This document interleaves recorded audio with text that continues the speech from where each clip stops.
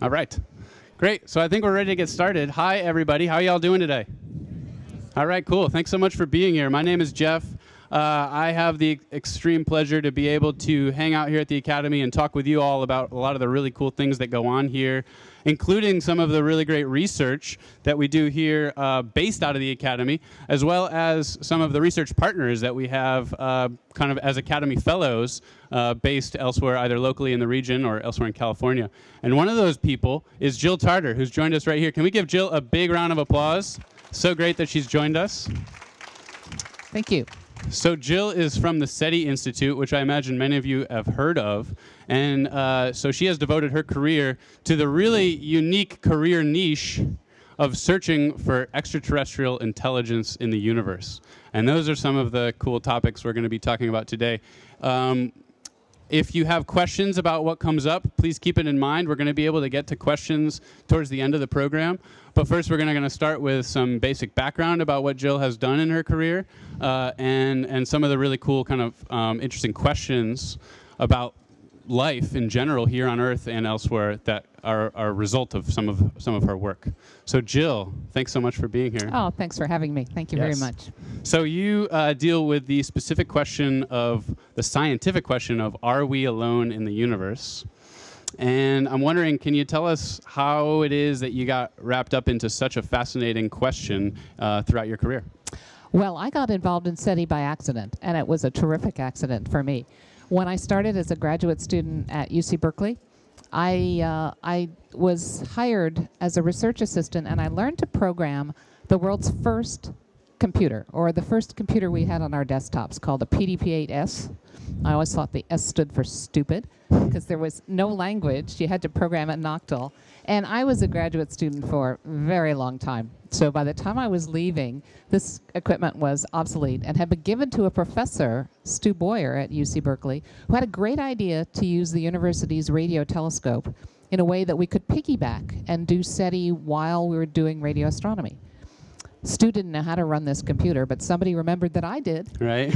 So he came and recruited me to work with his team, and his recruiting document was something called the Cyclops Report, been written in the summer of 1972 by Barney Oliver, who ran HP Labs at the time. Mm-hmm. I read that document cover to cover, and I was so impressed that after millennia, after thousands of years of asking the priests and the philosophers what we should believe about this question, we finally had some tools, the radio astronomy tools, to try and do a scientific exploration and find out what is, rather than just what we should believe. And what could be, yeah. So I was amazed to be alive at the right time with the right skills to be able to work on this, and it's been a privilege. And you mentioned the tools. What are some of the tools of the trade? How do we actually try to find this signal of extraterrestrial intelligence? Well, we don't know how to find intelligence. We can barely define it, right? So what we do is use technology as a proxy. And we look for evidence of someone else's technology out there among the stars. We do it in two ways. We use radio telescopes to listen for radio signals that are narrowband, one frequency on the radio dial only, because nature can't do that. And then we use optical telescopes to look for flashes of light that last only a billionth of a second. Again, nature can't do that, but lasers can. So we're looking for technologies. We don't know that we're looking for the right technology. Right. There might be something we haven't yet invented. So we just need to stay around and stay at it till we get smart enough to invent that and then start using it.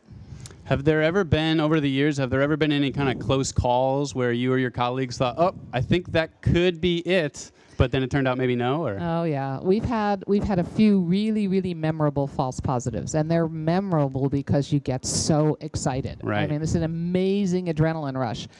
You make mistakes, you do silly things, and you try and figure out whether, indeed, this is what we think it is. And unfortunately, after many hours in some cases, we've been able to find out that, no, it was our own technology or equipment problems that were fooling us. Right. So since the search began, more than 50 years ago, obviously computing power has changed dramatically, and I'm wondering how computers have changed the magnitude of your research. Oh, they've changed everything. Compared to the first radio search done by Frank Drake back in 1960, where he had one radio channel he could tune along, and he listened in the direction of 2 nearby stars. We now use dedicated radio telescopes, like the Allen Telescope Array that was on the screen a moment ago, and our spectrometers have hundreds of millions of channels that we scan simultaneously. We've gotten better detectors on the telescopes, lower system temperature, lower noise. And so altogether, the improvements since Frank Drake's first search is like 14 factors of 10. 14 orders of magnitude. And it's getting better, faster, exponentially today. Right. And SETI Institute has, in some ways, kind of engaged the public, the curious amateur scientific community, in the quest. In what way have everyday people been able to provide, help to you all? Well, for the past decade, UC Berkeley has been running a program called SETI at Home, which, in fact, I think put distributed computing on the map. It didn't invent distributed computing. There were geeks out there who were factoring Marcine primes and were trying to break code and things like that. But when SETI came along as an application, millions of people thought, this is so cool. And distributed computing became a way of using the general public to do service computing, to look for signals for SETI and to fold proteins for cancer research and all kinds of other things.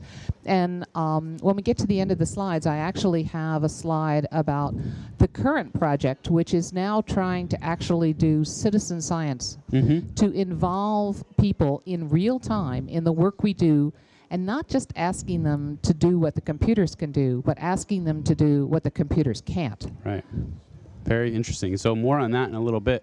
Have you and SETI and some of your colleagues, have you postulated what an intelligent extraterrestrial society could look like, or what the individual organisms that are using technology that we could detect might look like or might have evolved? Actually, we don't have a clue.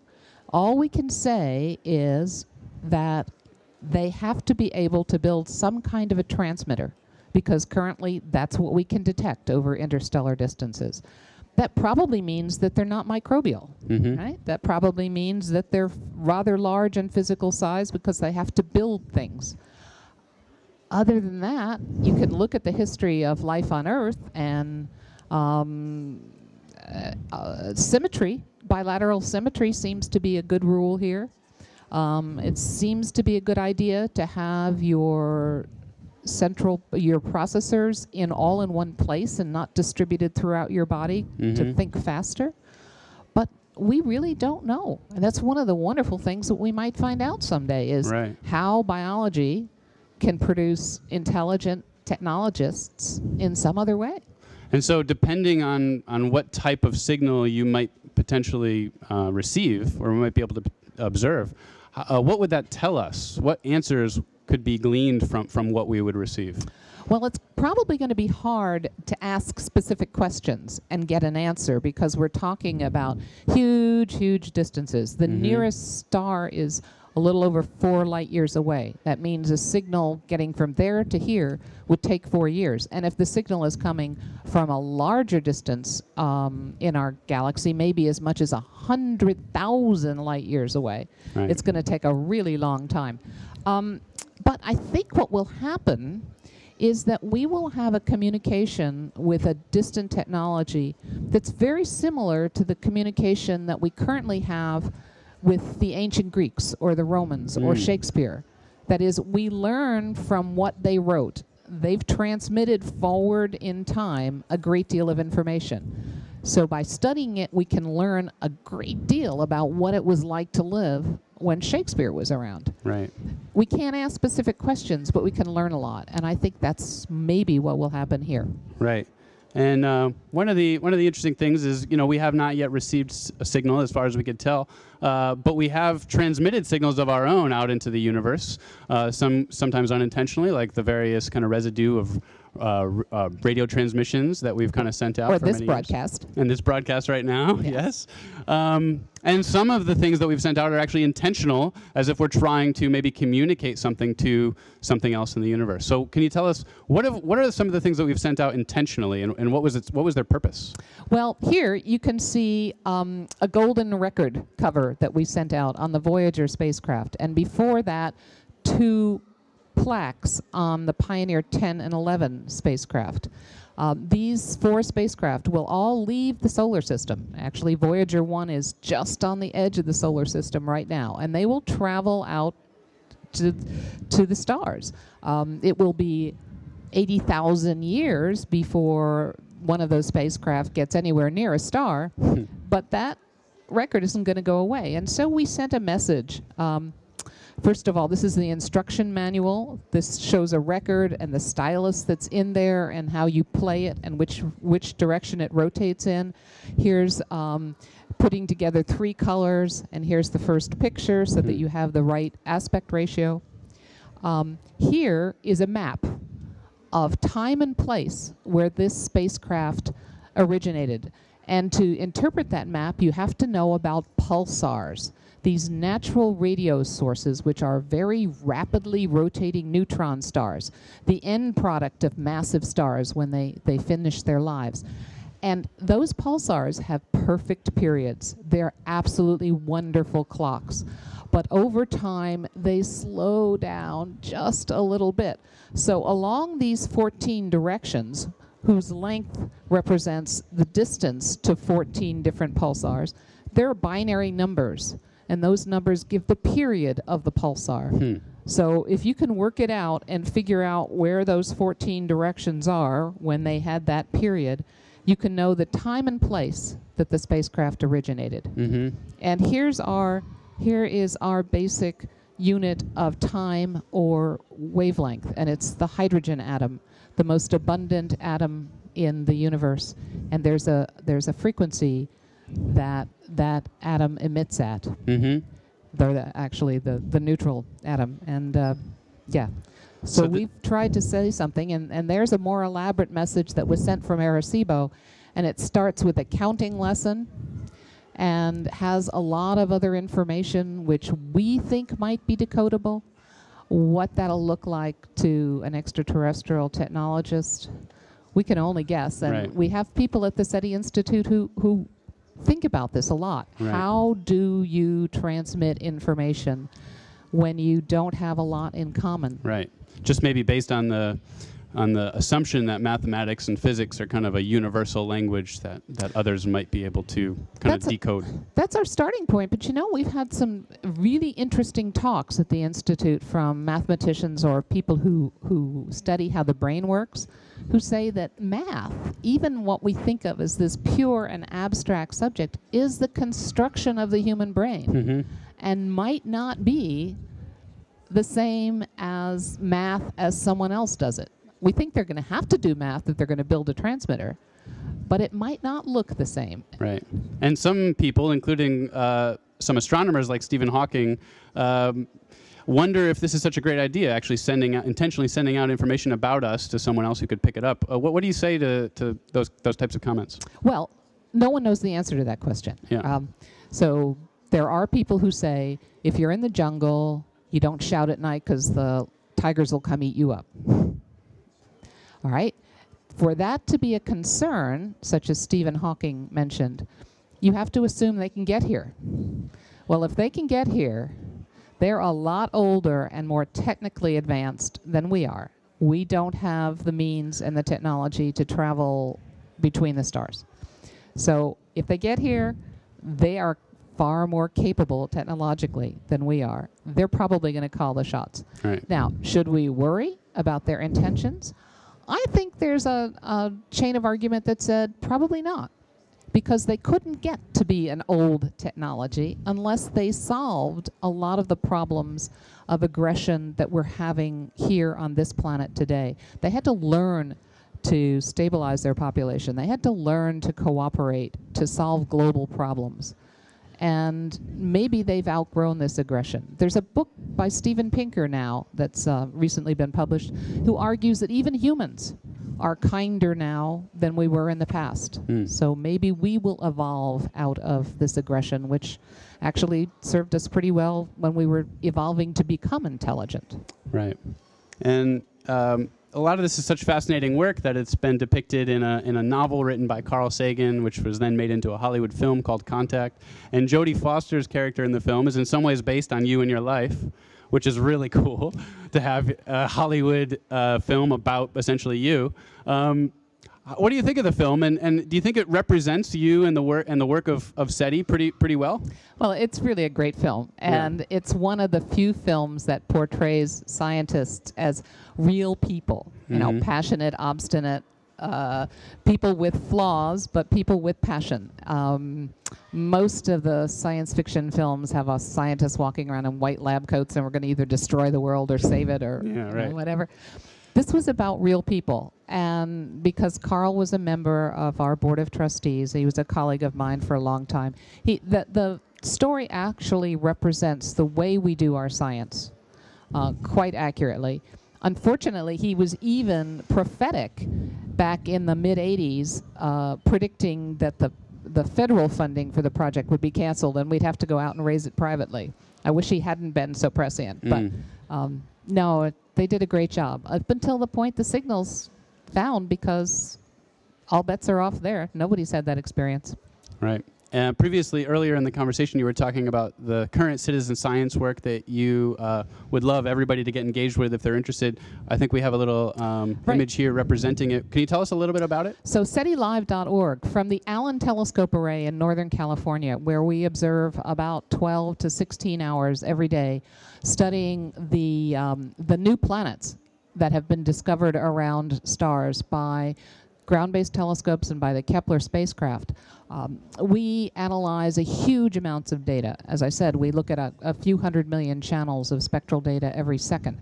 There are some places in the electromagnetic spectrum that just have so many signals that our automatic system has to ignore them.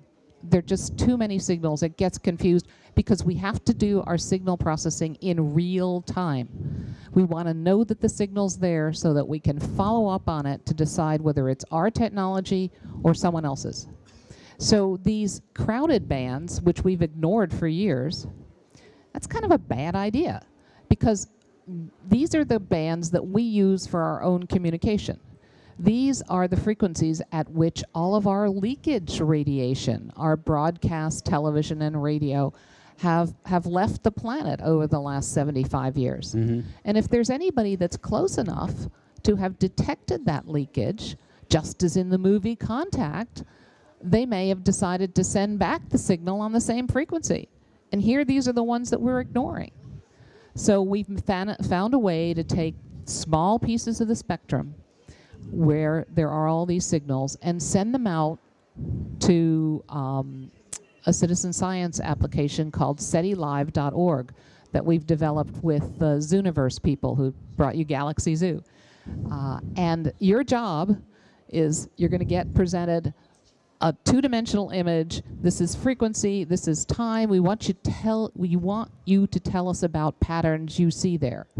And we'll give you tools to mark them and to describe the signals, and then quickly we want you to tell us whether that same pattern exists in this beam and that beam, because we look in 3 directions at one time. And if you find a signal that we haven't seen before, we will immediately go back and follow up on it. And we still need people to help us there because we're still blind. You're going to have to tell us whether that signal persists, whether it goes away when we move off of the target and comes back when we move back on. You know, you get involved, and you need to do it in 60 seconds. So you get a little tired, right? You're rushing to get this data done. But we're also hoping that you might see patterns in here that we haven't yet built algorithms to find. Right. So a very cool way for everyone to get involved in some of your cool work. We hope so. Yeah. Can you tell us, in addition to SETI Live, what is the current status of the SETI Institute and your ongoing search for the extraterrestrial intelligence? Well, let's start with the Institute, because this is a big dark secret to most people. We have over 130 people that work at the SETI Institute, and only a handful work with me on the search. The rest of my colleagues are astrobiologists. So we actually have 3 centers at the SETI Institute. The Center for SETI Research that I'm affiliated with. We have the Carl Sagan Study for the Study of Life in the Universe. Carl Sagan Center for the Study of Life in the Universe. That's our astrobiologists. And then we have a large education and public outreach center because we want to tell the world about this cool research. So my colleagues are interested in life of any form. So we study extreme life on this Earth, and then we study the planetary environments that we're finding beyond Earth, and we're very interested. We all have our fingers and toes crossed for next August 5th, right? The landing of the Mars Science Lander, the Mars Science Laboratory. We're all interested in the question of whether either now or sometime in the past there might have been life on Mars, and whether we're related to it. I mean, we could very well be Martians. Life might have started on Mars. Mars and the Earth have exchanged rocks, and a rock could have carried the seeds of life from Mars to here, and we, in fact, might be related to Martians. So a wild thought. We're aliens right now, right? Exactly. and the reason that we're so interested in studying other bodies in our solar system, like Titan, the large moon of Saturn, or Europa and Ganymede and Callisto, large moons of Jupiter, is if we were to find a second Genesis, an independent evolution of life somewhere else in just this one little solar system, it's going to answer the question. We're going to know for sure that life has got to be abundant everywhere. Right. We don't know about life beyond the Earth. Right. And I think we're really on the verge of being able to say something quite astonishing within the next decade. Right. And should it happen, if we do actually discover life elsewhere, whether it's microbial or intelligent, what do you think, just given your experience, you know, as a human being and also as a researcher in the field, what do you think the effect on human society might be if such a discovery were made and confirmed? Well, over time, I think it will be sort of the ultimate destination or result of a revolution that Copernicus started a long time ago. It will help us calibrate our place in the cosmos, and we will know that we are not the only one. And as soon as we find number 2, we'll go looking for all the others that we know will have to be out there. Because in physics, if you only have one example of a phenomena, it could be unique. But the moment you find a second example, you know there are many. So it will help us calibrate our place in the universe. And I actually hope that the detection of a signal, or even the process of searching for a signal, can change our point of view, can allow people to step back and have a more cosmic perspective of who they are, to understand that when compared to a different form of life out there, we are absolutely all the same. We are all humans. We are all Earthlings. And if we can help to trivialize the differences that we find so difficult among humans on this planet today, it'll be a start towards cooperating to solve our technological challenges and to be a part of that path of evolving into a kinder, more intelligent species. Very hopeful words. Thank you so much. I would love to open it up to some questions from all of you. If anything has been sparked by this conversation. Yes, sir? You mentioned that you're looking for very short frequency or very narrow band phenomena, but electron transitions within atoms are also quite narrow band in what they emit. So Is it Okay. Do you want me to repeat Sure. your question? Thanks. Yeah. You were asking about the fact I said we were looking for narrowband radio features because nature can't do that. And then you said, but wait a minute, certain atoms and molecules emit radiation at a very specific frequency. And that's correct, they do. And if you could detect just one atom, emitting, then indeed its emission would occur at just one frequency. But what we see is the emission from a whole ensemble, a whole lot of different atoms and molecules together. And because they are at a temperature that's above 0 Kelvin, absolute zero, they're moving with respect to one another. And that means that their emissions are Doppler shifted. And so they get spread out. And so even though an individual atom emits at a single frequency, a group of atoms have that emission spread out. So we took a look at the natural universe and said, what are the narrowest emissions that nature produces? And our sandbox has been everything that's more compressed in frequency than that. Next question.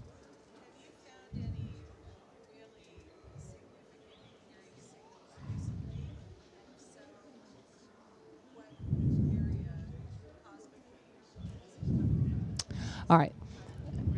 So you've asked whether we found any significant and interesting signals recently, and where are they coming from? The answer is we actually detect hundreds of thousands of signals a night. And so far they're coming from right here. Okay, so we have not yet found signals that appear to be coming from someplace at a large distance. That's what we're looking for. And we keep our fingers crossed. Rick?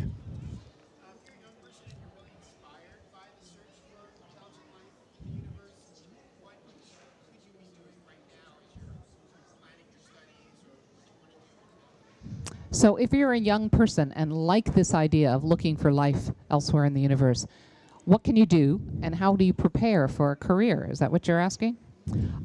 There are really a huge number of different scientific fields that have some input into the question of life in the elsewhere.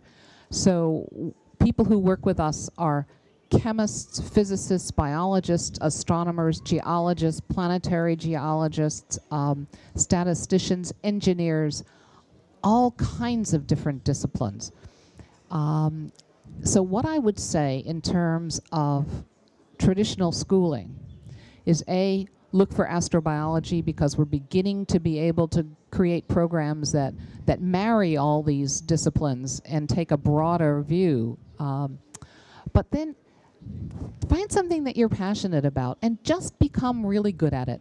All right, study hard, learn how to do one thing well, because once you have that skill, you can learn how to do other things well, and you can figure out what you know how to do, how it can perhaps impact and move forward a search for life elsewhere. And if you're a university student, every summer we have a program called Research Experience for Undergraduates, and we bring in between 10 or 20 undergraduate students to work with mentors, to work with my colleagues on research projects in the summer at the SETI Institute. And then it's a great joy for me because I get to take them all to Hat Creek for a week where we hang out and live together and cook, and we do lessons in astronomy, radio astronomy, interferometry. That's what our telescope array is. And then for 2 days, we actually go on to Mount Lassen and the volcanic park there, because our researchers have research sites studying extremophiles, types of life that love the boiling battery acid of the volcanic environment. So it's a great summer program. Your students at university level should be thinking about that for next summer. And I would add education as well, educators, the profession of education to that list as well, because I think you're absolutely right. I think the communication of science is an extremely challenging thing to do, but very fun. And if you get to do it really well, then you can really impact other people's lives and how they perceive themselves in the world. So, very well said, Jeff. Yeah. Any other questions? Yes, sir.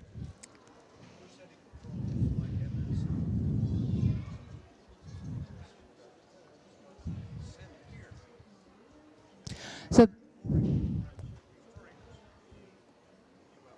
okay, I think you're, all right, so you asked specifically about probes or UFOs and why are we ignoring them? And the answer is, we're not ignoring them, but we are actually saying that to date, there hasn't been any credible evidence that indicates that UFOs have anything to do with alien spacecraft. People see things on the sky all the time. The most often reported UFO is the planet Venus. People are quite surprised sometimes how bright and how high in the sky it can be. And you know, the claim that we have been visited by another civilization, another entity arriving in a spacecraft is incredible. I mean, it is a really important result, if correct.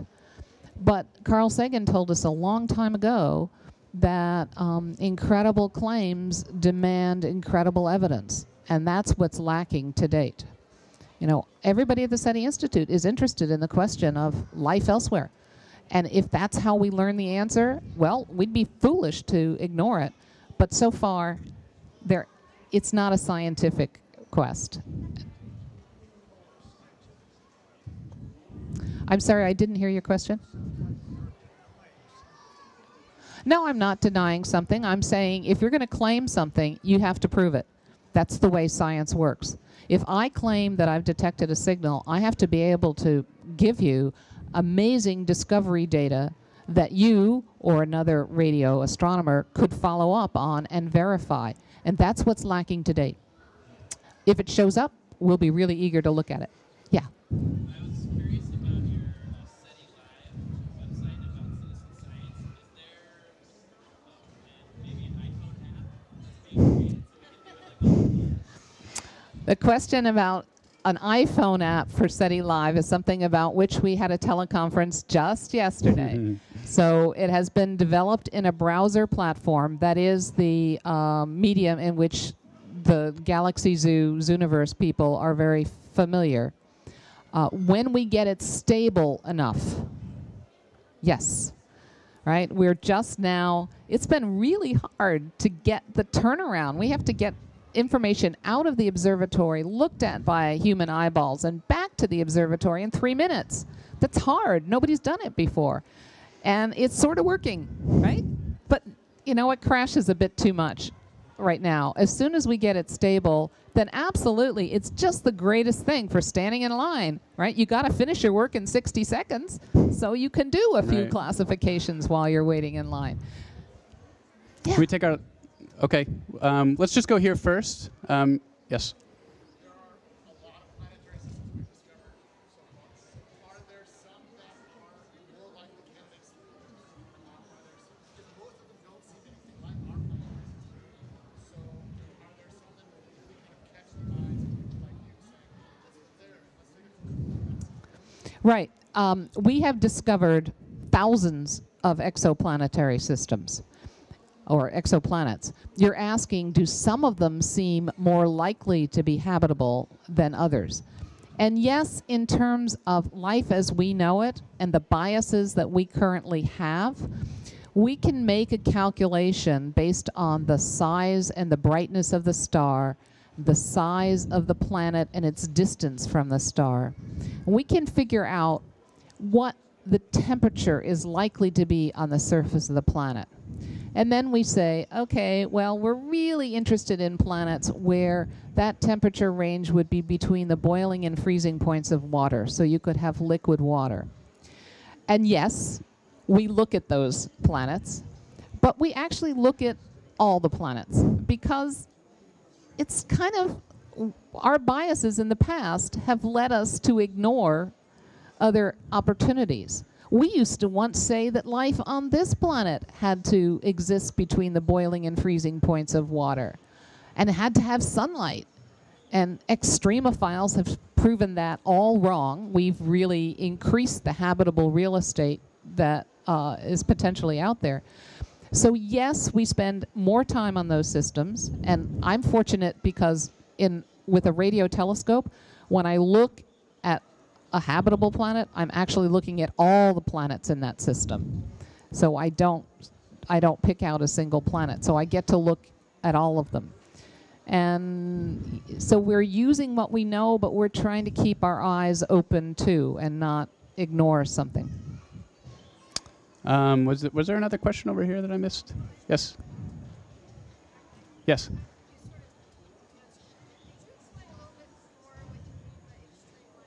Oh, extremophiles, a wonderful word.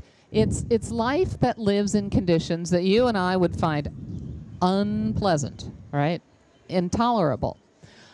So when I was a student, I was taught that life could only exist, as I said, between the boiling and freezing points of water. Life could only exist in a pH, it couldn't, neutral. It couldn't be really acidic. It couldn't be really basic. Life would exist under modest pressures, right? It's sort of like what we have on the surface of the Earth. You couldn't have a lot of radiation, right? And you'd absolutely needed sunlight. Well, now we've found microorganisms that just change all that. We've found organisms that live in ice. We've found organisms that live at 130 degrees centigrade, and the boiling point of water is 100 degrees. They live in the boiling battery acid in volcanic environments. They live in the cooling waters of nuclear reactors, where the radiation dose would fry us in a fraction of a second. They live at the bottom of the ocean, where the crust is splitting apart and you get this upwelling of really hot magma and water. And there's no sunlight. And yet we have these wonderful, hugely diverse environments down there. So we've just finally started giving the microbes, anyway, the respect they deserve. And we're trying to change this point of view that says, evolution. And it's a mistaken point of view, but many of us have had it, that evolution has just kept going to produce humans at the absolute pinnacle, right? And so if you're talking about life, you're talking about what's good for us. Couldn't be more wrong. We are just a tiny little twig on a huge bush or tree of life. And life elsewhere has found over all of these millennia, millions of years, actually, ways to adapt to environments that we can't tolerate. And so we're learning a great deal. I mean, if we could figure out how to repair human DNA the way radiodurans repairs its DNA when it gets blasted by radiation, we could have an amazing breakthrough in terms of human health. Maybe we'll take our last question here before ending. So let's posit you get a signal, you confirm that it's the real deal, it's their example of I Love Lucy. What next? Okay. SETI Institute shut down? Yeah. So you're asking about our plans for success. Well, actually, one thing that the movie got wrong, I didn't see anybody drinking any champagne. Right. Celebration. But I'll tell you, when you get that independent confirmation coming from Australia saying, yeah, they see it too, that bottle of champagne that's in the observatory icebox is going to get opened in a big hurry. Okay, but then what? Well, because of the kinds of things that Stephen Hawking worries about and other people worry about, we've signed an informal protocol that says that we'll do everything to verify that what we've found is what we think it is. We'll go through a reasonable process to release that information in a scientific way that's responsible. We'll hold a press conference, make sure that everybody gets credit. We want to tell the world what we found. But we won't reply. We won't reply until there's some global consensus about the fact that we should. And we figure out who will speak for Earth and what will they say, right? So we're taking the scientific high road. And that's what my institute will do. On the other hand, when I get asked this question, and Freeman Dyson, who's a wonderful, brilliant physicist, happens to be in the room, he just chuckles when I give this response, because he says, come on, Jill, as soon as you tell the world that a signal's coming from there, at that frequency, and this is what it's like, anybody who can get their hands on a transmitter will, and they'll transmit whatever they want, in spite of your protocol. And I suspect he's probably right. But then he also kind of slyly smiles and he says, and, you know, that great cacophony, wouldn't that be about the best description of 21st century Earth that we could Right. send? So we have a protocol, but what really happens, I think we need another Contact movie to tell us. Right.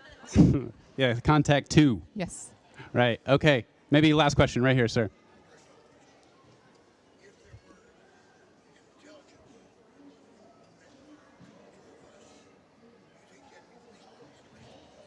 They would, I'm sorry, if there were intelligence.